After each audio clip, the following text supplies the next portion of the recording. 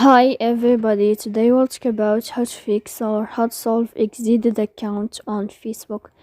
To know how to fix or how to solve exited account on Facebook app, you should just go to settings. Here we click apps, the default apps app settings. Then this list you will enter to the window or to the app of Facebook. Here in this page of app info, you can click on first stop and you can click OK. Then you will enter to the window of storage. Here you can click clear cache. Don't click clear data because that can cause you errors in your app. In the end, you can turn off your phone and you can wait a moment to turn on your phone again. So please don't forget to support us by like and subscribe. See you next time in another video.